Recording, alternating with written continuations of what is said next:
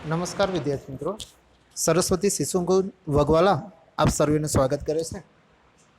आजना video number 21 अंदर आपणे जे धोरण 10 विषय संस्कृत में प्रथम काव्यनी पद्यनी जे शरूआत करी छे ए पद्यनो आ त्रीजो भाग छे। अगाऊ आपणे पहला ने बीजा विडियोनी अंदर बे श्लोको भणी गया है, सीखी गया है।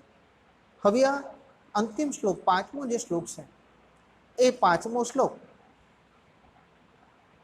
अथर्ववेद में लेवामां आवेलो है, जेनी अंदर जेमां एक विशाल प्रार्थना भावना व्यक्त करवामां आवेली है। श्लोक जोईए तो काले वर्षतु पर्जन्य पृथ्वी सस्यशालिनी देशो अयम क्षोभरहितो मानवाः सन्तु निर्भयाः। आज अथर्ववेद मांथी जे मंत्र लेवामां आवेलो छे जेनी अंदर समग्र देश नु कल्याण थाय एवी भावना व्यक्त करवामां आवेली छे। नीचेनो अन्वय आपेलो छे, अन्वयने समजવાનો प्रयत्न करीए। पर्जन्यः काले वर्षतु पृथ्वी सस्यशालिनी, पृथ्वी सस्यशालिनी अयम देशः क्षोभरहितः मानवः निर्भयाः सन्तु। अहींया जे शब्दार्थ आपेला छे नीचे एना श्लोकना शब्दार्थ आपेला छे। पहलो शब्द समझवानो प्रयत्न करिए। पर्जन्यः, पर्जन्यः मतलब कि वरसाद। पर एक बार याद अपाओ, पर्जन्य शब्दों अर्थ बने से वरसाद। काले, काले शब्दों अर्थ है योग्य समय। मात्र अत्यारे शब्द जोईए पछी एनो अर्थ समझीए छीए। वर्षतु एने के वर्षो। पृथ्वी, पृथ्वी नो मतलब से आ धरती आ पृथ्वी। सस्यशालिनी, सस्यशालिनी शब्दों अर्थ है धान्य थी भरपूर। अयम देश यानी कि आ आपणो देश क्षोभ रहित, क्षोभ रहित मतलब कि घबराट के उच्चाट विनानो बने रहे। मानवाः निर्भयाः सन्तु, समग्र देशना जे व्यक्तिओ छे, जे माणसो छे निर्भय बनी रहे। शब्दार्थ जोया बाद एनो अनुवाद ने समझवानो प्रयत्न करिए। हवे पर्जन्य काले वर्षतु, पर्जन्य शब्दों अर्थ आपणे शुं लीधो छे? वरसाद। वरसाद काले यानी कि योग्य समये, वर्षतु यानी कि वर्षो। हवे योग्य समय कयो एम आपणे जाणीए छीए कि भारत एक कृषि प्रधान देश है। घना बधा खेडूतोनी जे खेती छे वरसाद आधारित है। योग्य समय जो वरसाद वरसे, मावठानी बात नहीं कहता। मावठું कोने कहेवाय कि जे कमोसमी रीते वरसे, समय वगरनु वरसे। क्यारेक शियाळामां के उनाळामां पण वरसाद पड़े एने मावठું कहेवाय। पण अहींया वरसादनी वात करवामां आवेली छे कि आपणो आ भारत देश ज्यारे कृषि प्रधान देश है अने कृषि प्रधान देशनी अंदर जो एम कहेवाय कि योग्य समये वरसाद वरसे ने तो खेडूतो कंईक सारुं उत्पादन करी शके। एटला माटे अहींया कह्युं छुं वरसाद योग्य समये वरसो। पृथ्वी सस्यशालिनी, जो वरसाद योग्य समये वरसे तो अने तो ज आ भारत देश में जे खेती लायक जमीन है, जे खेडूतो छे ए योग्य पाकनु उत्पादन करी शकशे, अनाजनु उत्पादन करी शकशे अने एनाथी यानी कि आ पृथ्वी धान्यथी भरपूर बनी रहेशे। एटला माटे कह्युं छे सस्यशालिनी। अयम देशः क्षोभरहितः, अने आ देशना माणसो, आ देशना माणसो क्षोभरहित बनी सके। क्षोभरहित, क्षोभ यानी कि घबराट।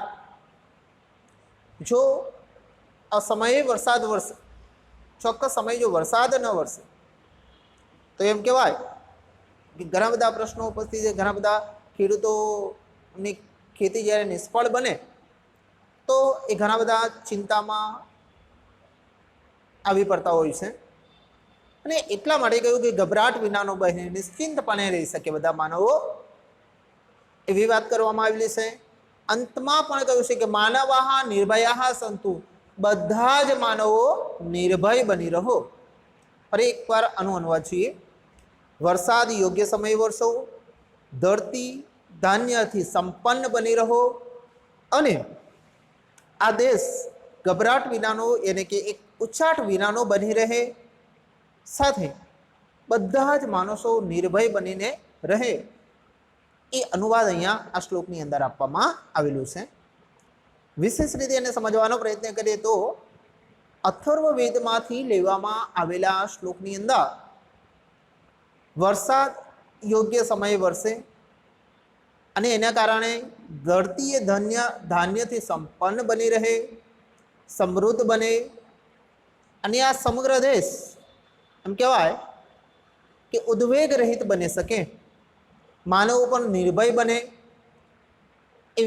એવી વિભાવના અહીંયા વ્યક્ત કરવામાં આવેલી છે. સાથે વ્યક્તિ, સમાજ અને રાષ્ટ્ર માટે શાંતિની તથા સૌના યોગક્ષેમની કામના અહીંયા વ્યક્ત કરવામાં આવેલી છે. વેદોમાં સમગ્ર માનવ સમાજ માટે ઉપયોગી એવા વિધિ નિર્દેશો દર્શાવવામાં આવેલા છે.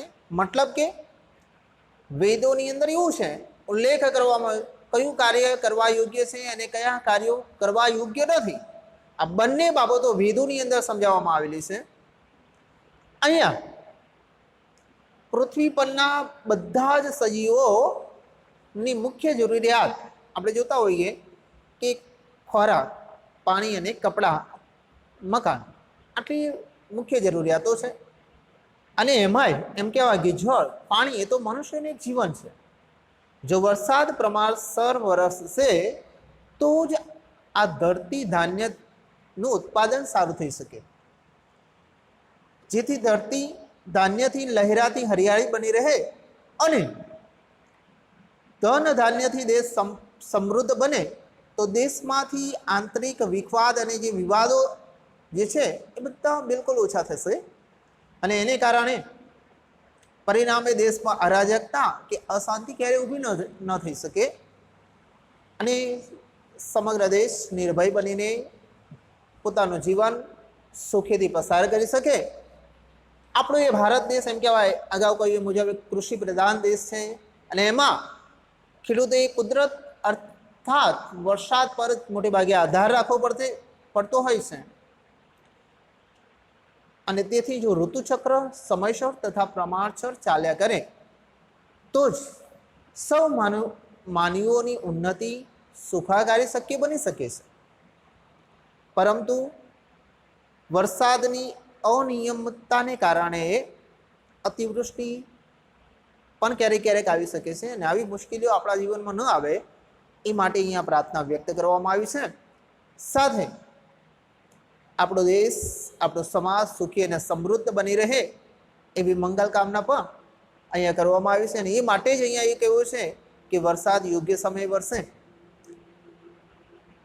જો અનાજનું સારું ઉત્પાદન થઈ શકે તો બધા માણસો ખૂબ સુખ અને શાંતિથી રહી શકે, આપણો દેશ, આ સમગ્ર દેશ એક વિકાસશીલ બની શકે.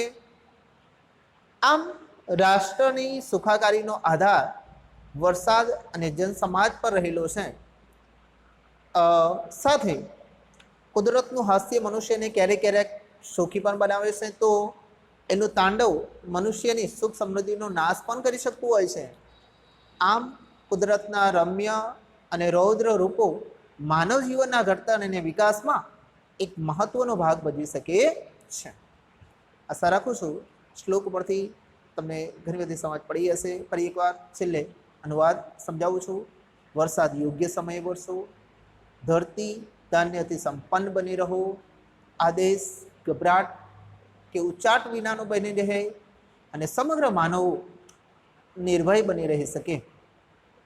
વિશ્વ કલ્યાણની આ ભાવના વ્યક્ત કરવામાં આવી છે, સમગ્ર દેશના કલ્યાણની ભાવના વ્યક્ત કરવામાં આવી છે અથર્વવેદમાંથી લેવામાં આવેલા મંત્રમાં સમગ્ર માણસો એને કે પોતાનું જીવન સુખ અને શાંતિથી પસાર કરી શકે એવી ભાવના, એવી વિભાવના અહીંયા વ્યક્ત કરવામાં આવેલી છે. વિદ્યાર્થી મિત્રો, આ વિડીયોની અંદર આ એક જ શ્લોક આપણે સમજાવવાનો બાકી હતો. હવે નીચે હોમવર્ક આપેલું છે. આ હોમવર્કની અંદર પહેલા વિકલ્પોવાળા પ્રશ્ન આપવામાં આવેલા છે. પહેલો પ્રશ્ન છે પર્જન્ય કદા વર્ષતુ. પર્જન્ય શબ્દનો અર્થ હવે તમને ખ્યાલ હશે હે ને. પર્જન્ય મતલબ કે વરસાદ. વરસાદ ક્યારે વરસે છે એ અહીંયા પ્રશ્ન કરવામાં આવ્યો છે. 3 ઓપ્શન છે ય, અદ્ય, સ્વઃ, કાલે. શું આવે છે જવાબમાં? કાલે. કાલે મતલબ કે યોગ્ય સમય. પૃથ્વી ખાલી જગ્યા ભવતું. પૃથ્વી કેવી બને છે? તો બલશાલિની, જલપૂર્ણા, ધનપૂર્ણા, સસ્યશાલિની. કેવી બની શકે છે? સસ્યશાલિની. ઓકે. બીજો પ્રશ્ન અહીંયા સંસ્કૃતમાં પ્રશ્ન આપેલો છે. એક જ સંસ્કૃતમાં પ્રશ્ન છે. કહ ક્ષોભ રહિત ભવતું. કોણ ક્ષોભ રહિત બની શકે? તો અયમ દેશ ક્ષોભ રહિત ભવતું. આ દેશ ક્ષોભ રહિત બની શકે. એક માં કશ્ચિત દુઃખ ભાગ ભવેત. આ પંક્તિનો તમારે ભાવાર્થ લખવાનો છે. બરાબર? આ પંક્તિનો ભાવાર્થ અગાઉ આપણે જે અનુવાદ સમજ્યા છે એના આધારે તમારે આ ભાવાર્થ લખવાનો છે. નીચે આ પીડીએફની અંદર વ્યાકરણના કેટલાક પ્રશ્નો લેવાયેલા છે. પહેલો જે પ્રશ્ન છે વર્તમાન કાળ, અન્ય પુરુષ, બહુવચનનું રૂપ ઓળખાવાનું છે. 3 પ્રશ્નો અહીંયા આપેલા છે. પહેલો પ્રશ્ન જે છે એમાં 3 વિકલ્પો છે. કુર્વતી, કુર્વતઃ અને કુર્વતી. અગાઉની જે વ્યાકરણવાળી પીડીએફ બધી છે એની અંદર આ વસ્તુ આપણે સારી રીતે તમે સમજેલા છો. કુર્વતી, કુર્વતઃ અને કુર્વતી 3 જે રૂપો છે એની અંદર અન્ય પુરુષ બહુવચનમાં આ જવાબ સાચો લખવા માટે આપણે વર્તમાન કાળના પ્રત્યયોને યાદ કરવા પડે. બરાબર ને? વર્તમાન કાળના પ્રત્યયો તમને કદાચ જો યાદ હશે. બરાબર? મી, વહ, મહ, સીતઃ, ત, તીતઃ, અંતિ. હવે અન્ય પુરુષ બહુવચનમાં કયો પ્રત્યય આવ્યો છે? અંતિ. તો અહીંયા અંતિવાળું ક્રિયાપદ કયું છે? પૂર્વાંતિ. તો આ એનો સાચો જવાબ આવે. બરાબર? બીજું, આમાં પણ ત્રણેયમાં સૂચના એક જ છે. તો ત્રણેયમાં અંતિવાળું જે પદ છે એ એના જવાબ બને છે. એટલે તમને ખ્યાલ આવે છે. બીજામાં ભ્રમંતી છે અને ત્રીજામાં સ્મરંતી. ઓકે. હવે નીચે જે બીજો પ્રશ્ન આપેલો છે સામાન્ય ભવિષ્યકાળનો આપેલો છે. આ સામાન્ય ભવિષ્યકાળની અંદર સૂચના આવી છે અન્ય પુરુષ એકવચન. પઠિષ્યતિ, પઠિષ્યસી, પઠિષ્યામિ. અન્ય પુરુષ એકવચન. યાદ કરવા પડે હવે સામાન્ય ભવિષ્યકાળના પ્રત્યયો. બરાબર? એના પ્રત્યયો શ્યામી, શ્યાવહ, શ્યામહ, શ્યસી, શ્યથઃ, શ્યથ, શ્યતિ, શ્યતઃ, શ્યંતિ. કયું આપણે લેવાનું છે? અન્ય પુરુષ એકવચન. તો શ્યતિ. તો શ્યતિ વાળું ક્રિયાપદ કયું છે અહીંયા? પઠિષ્યતિ. બીજામાં કથયિષ્યતિ. અને ત્રીજાની અંદર ઈ વહે મહે સે ઈ વહે મહે સે તે અંતે તે વાળું લક્ષ્યંતે. બરાબર? બીજો ઓપ્શન એનો જવાબ બને છે. પછી બીજો નીચે સમાસવાળો એક પ્રશ્ન આપેલો છે. 1 માર્ક્સની અંદર એ સમાસ પૂછાય છે. સામ અગાહા. તો સામના વેદના મંત્રોનું ગાન કરનારા. આનો અર્થ એવો બને સમાસ એનો જે છે એમ કહેવાય કે સમાસ કયો બની શકે. તો અગાઉ આપણે જે સમાસવાળું જે પ્રકરણ શીખેલા છે એની અંદર એ સમાસ પણ આપણે આવરી લીધેલા છે, તમને સમજાવેલા છે. અને સાથે અહીંયા જો સામ અગાહા એને કે સામના વેદોનું મંત્રોનું ગામ કરનારા. હા તો ઇતરેત દ્વંદ્વ સમાસ. સુરાસુર ગણાહા એ પણ ઇતરેત. અને ક્ષોભ રહિત, ક્ષોભેન રહિત એ તૃતીયા તત્પુરુષ સમાસ બને છે. ફરી એકવાર સમાસને તમારે ધ્યાનથી જોવાના છે, સાંભળવાના છે અને પછી જાતે જવાબ એના લખવાનો પ્રયત્ન કરવાનો છે. ઓકે, આશા રાખું છું કે આ વિડીયોની અંદર તમને સમજ પડી હશે, ખ્યાલ આવી જશે. બરાબર, સમગ્ર PDF સાથે વ્યવસ્થિત નોટબુકમાં લખવાનું છે. સ્વાધ્યાય સહ. અસ્તુ.